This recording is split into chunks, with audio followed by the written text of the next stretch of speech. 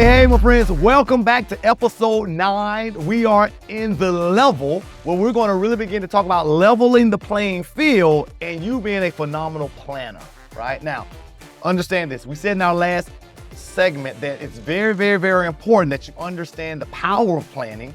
And a crazy fun fact for you was that for every 1 minute you spend on the front end planning, it saves you 7 on the back end. So you want to be a hell of a planner. But how do you do that? How do you do it? Well, before I jump into it, there's a couple steps I want you to think about. And number one is you have to write down your plan. Oftentimes in construction, I ask my leaders, hey, do you have a plan? They say, oh, dude, I have a plan, bro. I have a plan. I'm like, where is it? It's right here, dude. It's right. I'm like, that's the damn worst place in the world you can keep a plan. Trust me. Look, you have pen and pad for a reason. It does much better at remembering things than you do. Because understand this, in the construction industry, we are bombarded with distraction after distraction after distraction every single day. Understand, that's a lot of mental pressure and stress here if I have everything here. You want to put it here, damn it. You want to write it down so that you can have a plan. It's like calling plays, right? Just like a coach will call plays, they have things scripted out of what they want, what they're trying to do. So number one, you have to write it down. Number two, next, brainstorm on what needs to be done. So I need to write it down. And I need to really begin to brainstorm on what needs to get done. So by writing it down, it helps me pause for a second to think about all the moving parts of my day that are very, very important. Now, understand, there's 2 parts of your day in construction that you can control. What 2 parts are those, my friends? Any takers on that? Well, it's when you get there and usually when you leave. Now, I know when you leave is kind of iffy. So really you can control one part. That's when you show up. Now, writing your plan down is very, very, very important that you write it down before you get out the damn truck. Yes, I'm going to say it again. Write shit down before you get out of the truck, because as soon as you step foot on the job site and open the door to get out of the truck, you are going to be bombarded and you lose total control of your day. Now, just sitting in your truck for a few seconds, writing down some rough notes. Hey, okay, well, I think, hey, I need to order material. Hey, I need to do a job site review and a job site walk. I need to have that conversation with this person. I need to send an email to the GC. All of those things I can write down. Why? Why is that important? Because it allows me to know what my roadmap is for today, right? And it helps me out with that. Now, once you begin to brainstorm on what needs to get done, the next key piece in order to be able to delegate really, really well and master your time is to do a phenomenal job of putting those activities in order. So you can do what I like to call stack them.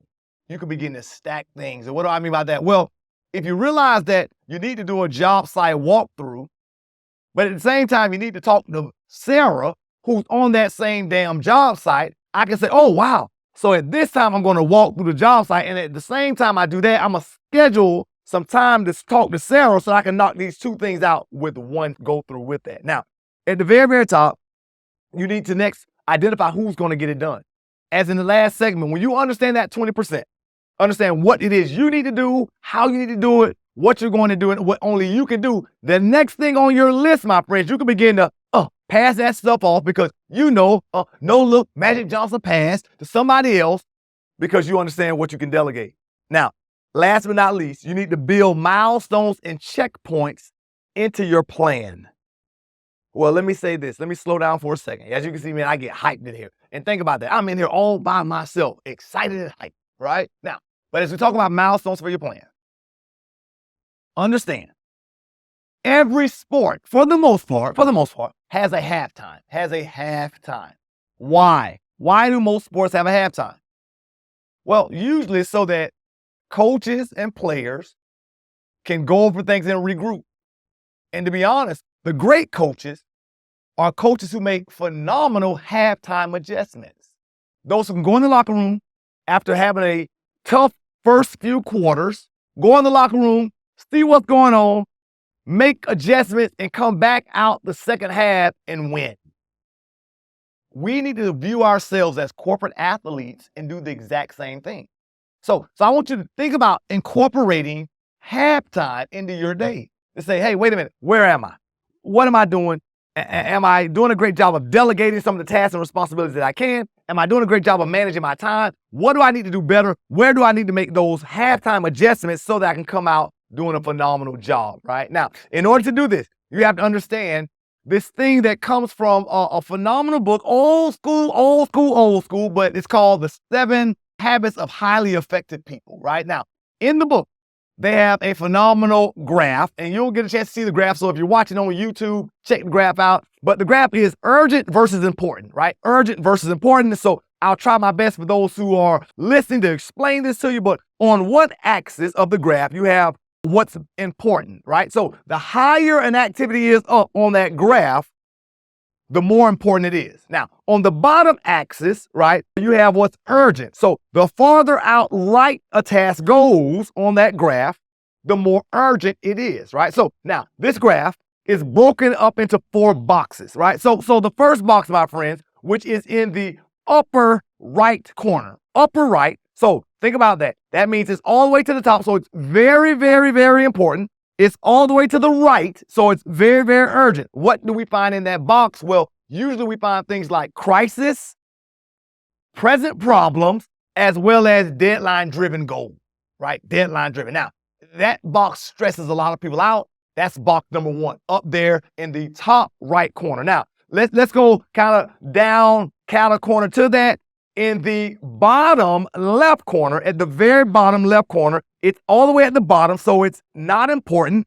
It's all the way to the left, so it's not urgent at all. What do you find in that category? Well, you find things like bullshitting on social media, watching cat videos from YouTube, as well as texting friends, family, unimportant calls at times. It falls down there in that category, right? Not urgent at all, not important at all. Now, the next one, if we go directly above that one, that is in the top left corner, right? Top left corner, which means because it's high up on that important, it is very, very, very important because it's at the very top, high left.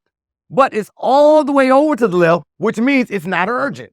This is what we call box 2. What do you find in that box? Well, you find things like planning, right? Ooh, that big P word, planning, right? As well as developing great relationships and empowering your team, right? So you're going to spend time planning, developing key relationships, and empowering your team. Now, the last box, which is at the very, very bottom, all the way to the right, box number 3, right? So because it's at the very, very bottom, it is not important, but because it's all the way up to the right, it is extremely urgent, right? Now, what do you find in that box? Well, you find things like interruptions, people coming in all the time. Hey, we got a problem, right? Interruptions, phone calls, emails, reports that you have to do, bullshit meetings, all of those things in that lower bracket, right? So if you think about these 4 quadrants, right? Quadrant 1, 2, 3, and 4, where do you spend most of your time, right? Where do you spend most of your time? Do you spend most of your time dealing with crisis, present problems, and deadlines? If so, that means you're in box 1. Do you spend most of your time planning, building key relationships, and empowering others? If so, box 2. Do you spend time dealing with interruptions, phone calls, meetings, reports, emails? If so, box 3. Or do you spend time watching cat videos, Instagram, and that kind of stuff? If so, you're in box 4. Now, hear me out, my friends. For most of our people in construction, they spend most of their time in box 1 and 3, dealing with crisis, problems, deadlines, interruptions, phone calls, and meetings. Now, hear me on this. If you spend most of your time in this box 1 and 3, you are extremely stressed out, extremely under pressure, because your stuff never gets done. The others around you are controlling your day and your schedule. What I want to challenge you to do is spend more time in box 2. And in box 2, highly important, but not urgent. What's box 2? It's planning, relationships, and empowerment. And if you can spend more time there, you can really begin to develop your team, and you can begin to delegate some of those things and responsibilities in box 1 and 3, right? Now, let's be honest. The majority of challenges and problems that come your way, to that person who's bringing it, it's urgent and important. But when you really begin to pull the covers back, if you're being honest, most of it is not urgent and important. The house isn't burning down. So you have to be able to understand how to do that and do that really, really well. So How do you spend more time in box number 2 is the question. How do you spend more time planning? How do you spend more time delegating as well as building key relationships so your team has the power and the function to be able to do it, right? How do you do it? Well, here's how. You do it by tuning into the next segment, the foundation, where we're going to give you the foundation. I know, I set you up on that one, right? Yeah, I know, I'm leaving your ass in box 1 and 3 right now so that you have to tune in to the next segment, the foundation, to see how do you move out, right? Now, in the next segment, we're going to really begin to break it down to show you how you move out of that stress, high pressure, never getting shit done, everybody controlling your schedule and your time, to a place where, man, you have a team. You become a phenomenal coach. You begin to delegate, give those no-look Johnson magic passes to other people because they have the ability and the skill, and you as a leader have the ability and the skill to communicate very clearly, to talk about the expectation, to set the specific goal, as well as making it very, very measurable. So you don't want to miss that, because I left you in box 1 and 3. If you stay there, you don't want to die in the wilderness in box 1 and 3. So tune into the foundation where we break it down. I'll see you soon, my friends.